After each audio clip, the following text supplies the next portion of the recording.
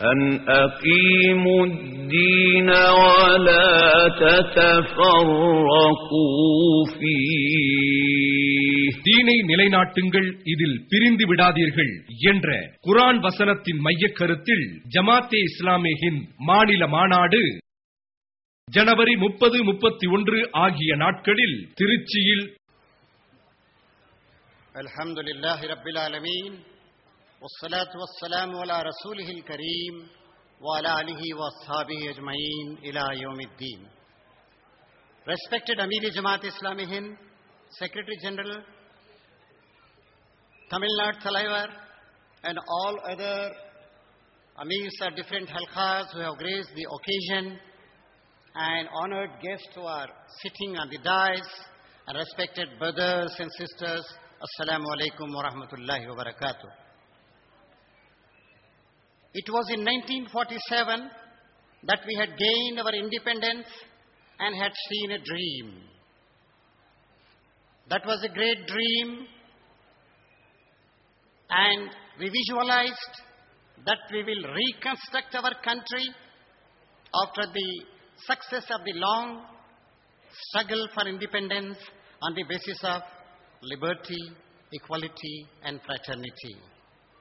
And some 60 years back, in 1950, when we gave a constitution to ourselves and declared our country as a republic, as a sovereign republic, at that time, we had said, promised, and seen a dream that we will reconstruct our country on the basis of justice.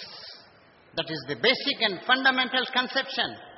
Justice, social justice, economic justice, and political justice. But unfortunately, our leaders, our political parties, they have made that dream sour. We find that in spite of the tall talks of democracy, the common people, they are suffering.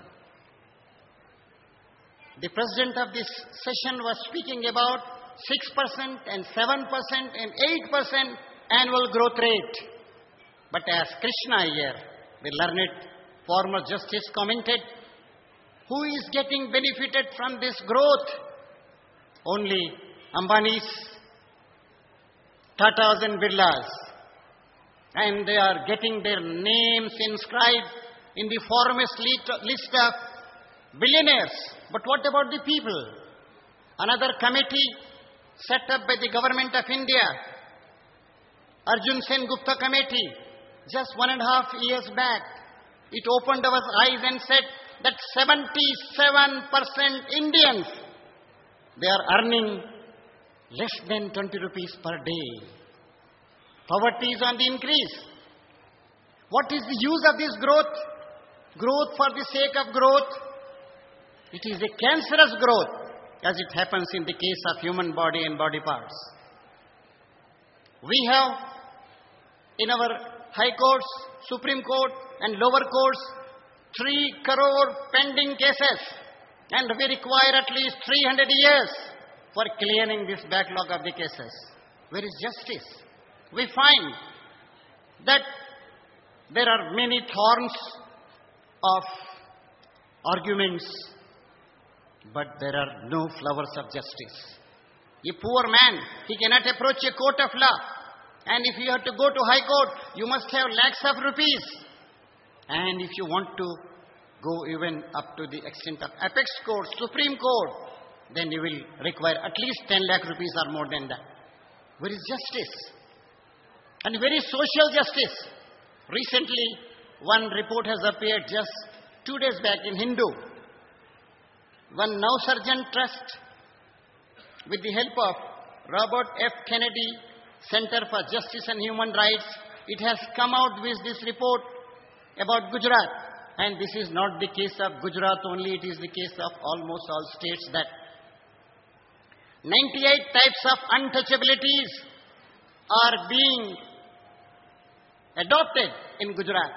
Same is the case with other states. Untouchability is there. Communal tension is there. Rapes are taking place. Sometimes our newspapers write that perhaps they may give the nickname of rape capital to our capital, Delhi. What is happening in Goa? What is happening in other places? Crimes are on the increase. People are being murdered in the broad daylight. India, unfortunately, has the dubious distinction of having the largest number of illiterate people. We couldn't give, after 62, 63 years of independence, literacy to our people. And what is the condition of our schools? Primary schools, in small places, in villages. Now, government is shirking its responsibility, social responsibility, health, education. Now, education is becoming the privilege of only high-class people. The gap between haves and have-nots is increasing. Now, we have to think about our country. It is a blessed country. It is the second largest concentration of human beings on earth. Our neighboring country, China, it has 132 crore people, and we have 120 servants of God. Allah ke bande. We have to, and God has blessed this country.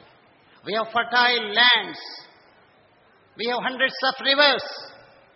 Big and small rivers put together, they are around 1,000.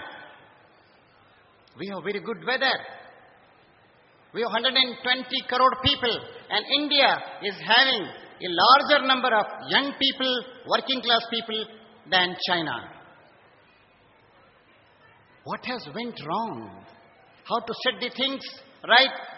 Here, on the 31st January, on the concluding day of this Tamil Nadu Jamaat-e-Islami's Ijtima, this Manad, when people have assembled here from every nook and corner of the state, and our Amir-e-Jamaat, Secretary General, and other Amirs of different halqas, they also graced the occasion.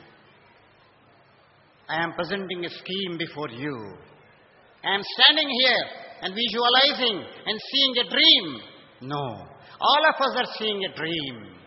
Dream of a new India, emerging India, an emerging power, which would be not only a superpower in economics, it won't be a superpower in nuclear weapons, it would be a nuclear country, it would be a superpower country in the field of morality, ethics, fellow feelings, and goodness. And here comes Islam. Jamaat-e-Islami Hind stands for Islam. Islam, which came from God, who is the creator, master, nourisher, sustainer, and controller of this universe. It is from Him that we have come. And to Him is our return. Everything is subservient to Him. Lillahi ma fis samawati wa ma fil earth. Everything which is there in the heavens and earth, that belongs to Allah subhanahu wa ta'ala. Mr. Karupaya referred to that verse of the Holy Quran. Al-arzu lillah, earth belongs to Him. India also belongs to God. Tamil Nadu also belongs to God. We also belong to God. Our souls, our minds, our hearts, our energies, our abilities, they belong to God. Brothers and sisters, today we are seeing a dream of reconstructing our country on sound moral foundations, on ethical principles.